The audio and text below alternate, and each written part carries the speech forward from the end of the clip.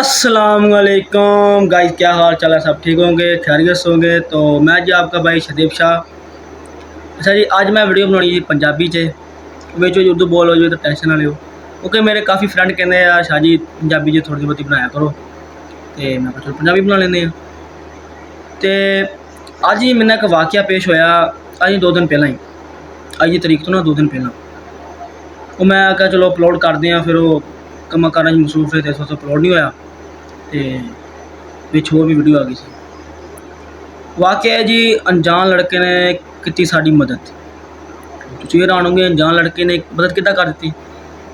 अजकल तुहानूं पता यार अनजान ते भरोसा नहीं किया जा सकदा, भावें कुड़ी आ भावें मुंडा वा भावें बजुर्ग आ, कि किसी ने लिफ्ट दी सी उन्हें नुकसान हो गया, तो जां उन्हें उन्होंने लिफ्ट ली सी उसका नुकसान हो गया। तो अजकल तुहानूं पता वाकयात बहुत हो रहे हैं। अगर भुख भी किसी नूं पई आ, जिवें दे अपने माशाअल्लाह हालात ने पाकिस्तान दे, साढ़े गाँव दे विच 2 दिन पहलां दी गल आ, ते पूरी रात लाइट नहीं आई, पूरी रात लाइट ही नहीं आई।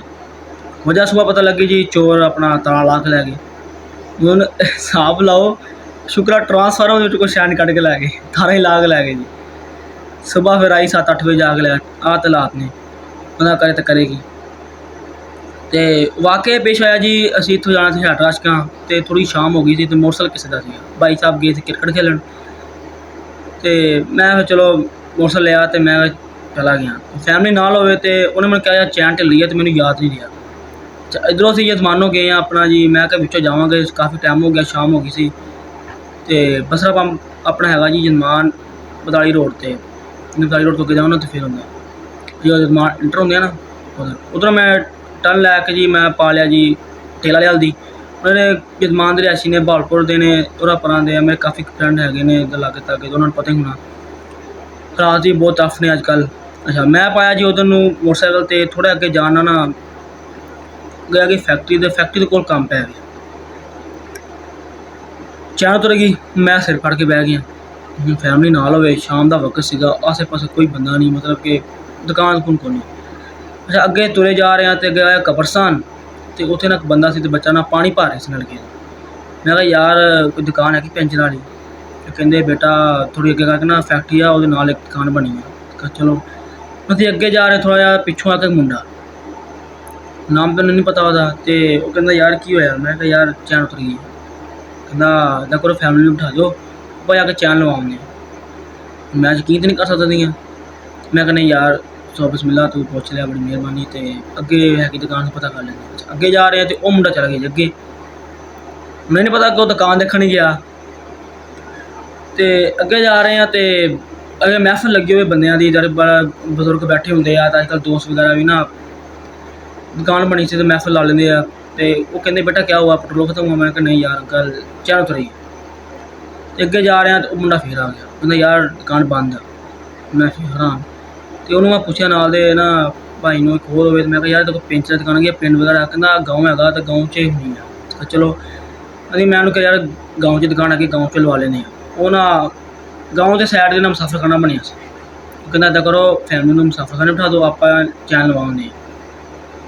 मैं फिर यकीन करना सारी गल, मैं कहना यार भाई वो ना पिंड हैगा उधर, उधरों गल पेंशन वाला भी जाऊगा, गाँव आ देहात आ, तो उधर लवा लेंगे। अच्छा सानू पता, फिर वो गाँव चला गया। असीं अगे जा रहे हैं तो गाँव में टर्न होया तो एक मुंडा आ रहा, तो कहना यार भाई आप इधर रुक जाए, तो वो लड़का लेके आ रहा है। हम खराब परेशान, तो हमें सोचा शायद वही होगा। अच्छा वो आया तो लड़के को लेकर, तो लड़के ने जी चैन चून कसी आ, कस के ते अपना ना पैसे भी मतलब कि ना नहीं दे रहा सी, असी दे रहे थे वो देन लगा सी, तो असीं मना किया कि नहीं यार असीं दे देंगे। उन्हें कहा नहीं मैं देना, उन्हें पैसे भी दे दिते। बाद फिर यार जै गल्ला उन्हें शुक्रिया अदा किया, फिर उन्हें दुआ दी अपना अल्लाह ताला उन्हें यार कामयाबी ता करे, वो वालदैन भी अम्मी ने प्यार दिता उन्होंने। तो उन्होंने भाई से ना पहला जो चैन चून वाला कसन वाला, कहना यार तुम इदा करो मोटरसाइकिल मेरे को आ जाओ। तो मैं कहना यार असीं हैठा जाना, बंदे मतलब अच्छे सीगे। तो फिर असीं यार यही दुआ करते हैं कि यार वालदैन की तरबियत का, इंसान के किरदार का ना पता वो कुछ करना लभदा, ये नहीं कि यार तुसीं मतलब कि कही होगे यार यारी गल अजकल अनजान तो मैं तुहानूं नहीं कहना है अनजान तो भरोसा करो, मैं भी नहीं करता, तुसीं भी ना करो, मगर इतिहास में चलो सारी गल आ 100 वाकियात अजकल ਆਪਾਂ ਨੂੰ जो दिखाए जाते वो भी अपने नाल पेश आ जाते हैं।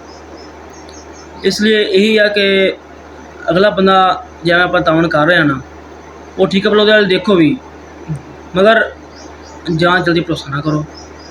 मगर अगले बंदे की तरबियत का किरदार का उहदे कम्मां चों पता लग जाता। उन्होंने शायद उन्हें भी पता हो कि यार अनजान तो भरोसा नहीं कर रहे, सारी गल अजकल वाकियात बड़े हुए ने तो सौखा भरोसा नहीं होंदा। तो उन्होंने शायद पता हो कि चलो मैं कोई हेल्प कर देना, शायद इदां ही कोई हेल्प करता हो तो चलो उन्होंने करन दो, मगर वो भी एहतियात नाल जरूरी देखो वो की हो रहा कि नहीं हो रहा।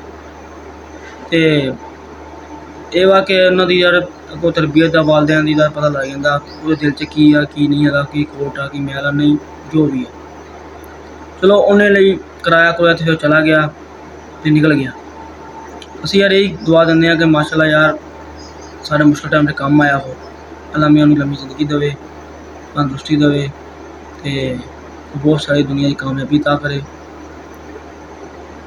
माशाअल्लाह यार बहुत अच्छी तरबियत सी ओदी। तो अज अपना जो वाकया सीगा तुहानूं मैं जरा इजहार किया, जिन्हां जिन्हां मेरे भाइयों नाल होया वा, मेरे फ्रेंडां नाल हो टिकटॉक से जेह्ड़े मेरे वीडियो देख रहे उहदे नाल होया तो चलो कमेंट करो, मेरे नाल होया तुहाडे नाल कि नहीं होया।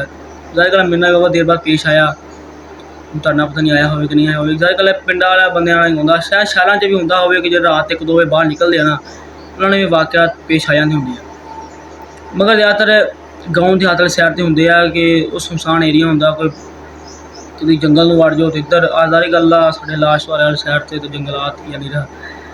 तो चलो फिर जाने तो साड़ी वीडियो लाइक करियो, सानू सपोर्ट कराया करो।